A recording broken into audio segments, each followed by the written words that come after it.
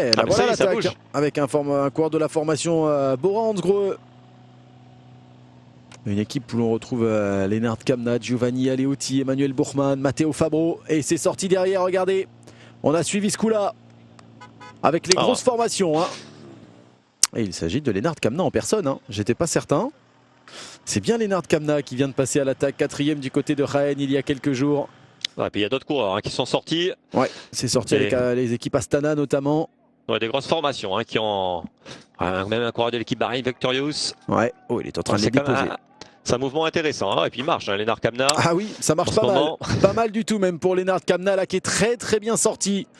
Ouais, il ferait bien l'attendre le renfort là. Il y a du monde dans ce groupe. Il y a beaucoup de monde. Ça a complètement explosé derrière.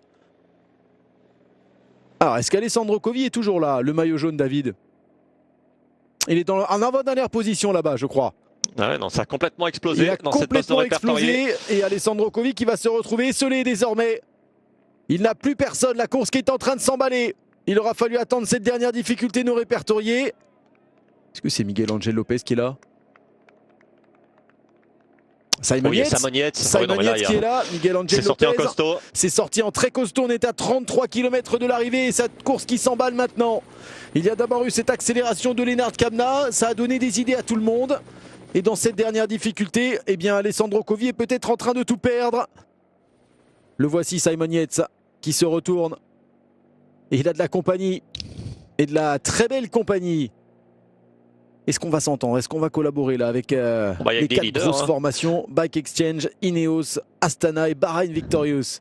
Donc Simon Yates, Miguel Angel Lopez. Ouais, est-ce que c'est Landa qui est là? Il y a un Bahreïn Victorious. Et puis il y avait un coureur de l'équipe Ineos, Edouard Dunbar. Miguel Angel Lopez. Est-ce que c'est Dunbar? Bien joué David, c'est bien Eddie Dunbar. C'est Mikel Landa, il me semble. Alors que l'équipe Emirates essayait de contrôler tant bien que mal pour Alessandro Covi, le maillot jaune que vous retrouvez ici à l'image, eh bien c'est bien sorti avec un groupe de 4. Eddie Dunbar, Miguel Angel Lopez, Simon Yates et Mikel Landa se sont échappés dans cette difficulté à 35 km de l'arrivée, je rappelle, non répertoriée au classement de la montagne. Ça a donné des idées évidemment puisque Ben O'Connor et Mauri Van Sevenant ont réussi à rejoindre la tête de course. On aurait donc actuellement 6 hommes, vous les apercevez ici à l'image, et puis un groupe de poursuivants. On a Christian Rodriguez qui est là également pour la formation Total Energy, une équipe qui n'avait que 4 coureurs au départ. 22 km 500, 5 secondes d'écart, j'ai l'impression qu'ils ont été repris même, non? Ah oui, non, ils ont été repris. Ouais, on a 25 coureurs devant. On attendait un sprint en petit comité, eh bien c'est le scénario que l'on va avoir, David. Oh attention là, c'est tombé en 3e, 4e position et on a emmené pas mal de monde. On est dans les 3 derniers kilomètres, David. Oui, tous ces coureurs sont reclassés dans ce groupe. Et au sein de la formation Ineos. Oui, pris dans la chute. Du coup, je crois que c'est Jonathan Narvaez qui a été pris dans cette chute pour la formation Ineos Grenadiers. Alors attention, parce que là, si ça se relève, ça peut sortir dans ce final. Ouais, et c'est ce que va tenter de faire ce coureur de l'équipe Boransgreux. À nouveau Lennart Kamna, à nouveau l'Allemand de la Boransgreux qui est en train de sortir de ce peloton, qui est en train d'essayer de surprendre tout le monde. Parce que c'est Magnus Sheffield, le grand coureur de la formation Ineos. Et ils étaient surreprésentés, les coureurs de l'équipe britannique. Et ils sont en train de faire le forcing, on l'avait dit, c'était en léger faux plat montant ce final. Et on est en train de sortir maintenant. On attendait... Ouais, c'est lui, ça c'est Magnus Sheffield. Ah ouais, Magnus Sheffield, impressionnant. Ah ouais, qui est sorti vraiment assis. Regardez comme il appuie fort sur les pédales, Magnus Sheffield. Et il est en train de distancer tout le monde, il est en train d'écœurer tout le monde, Magnus Sheffield. Il est en train de s'envoler dans ce final. Il a un style saccadé, mais il y a de la force. Ah, il y a beaucoup de force. Et derrière, on va être incapable de revenir.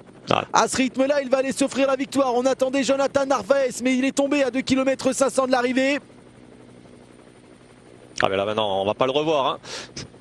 Ah non, là c'est fini. Il va y avoir ces enchaînements de virages. Faut bien prendre le dernier virage. Magnus Sheffield d'arrivée. Qui aura repris Lennart Kamna sur cette attaque, et Magnus Sheffield qui va peut-être aller s'offrir la victoire aujourd'hui. Et quelle victoire! Magnus Sheffield ou Ben Turner? C'est bien Magnus Sheffield? Un petit doute, Ah oui, avec Ben Turner, effectivement, Ben Turner peut-être, oui. C'est vrai que c'était les 2 grands gabarits de cette formation. Oui. Les 2 grands gabarits de cette formation britannique.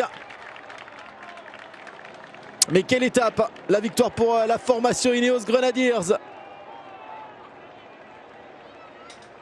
Derrière, on va se battre pour les places d'honneur. On a lancé le sprint, mais on ne reviendra pas. C'est plutôt Ben Turner, il me semblerait. On ne reviendra pas sur le corps de Sheffield. l'équipe Ineos. Et derrière, on va sprinter pour les places d'honneur. Quelle finale! Quelle finale, David! C'est bien Magnus Sheffield. Hein. Ce final. C'est bien Magnus Sheffield et son mètre 83, David, qui s'impose. Magnus Sheffield qui remporte un magnifique succès aujourd'hui. Une équipe Ineos qui était surreprésentée, on l'avait dit, avec 5 coureurs à l'avant. Et Magnus Sheffield qui a rejoint pour l'équipe Ineos pour sa première saison hein, avec la formation en World Tour, puisqu'il appartenait à la Rally Cycling encore la saison dernière. Première victoire professionnelle, et de quelle manière, vraiment impressionnant Magnus Sheffield aujourd'hui qui a appuyé très fort sur les pédales pour aller chercher le succès dans ce final en faux plat montant. Il fallait être très costaud, David, hein. Très costaud pour aller la chercher celle-ci.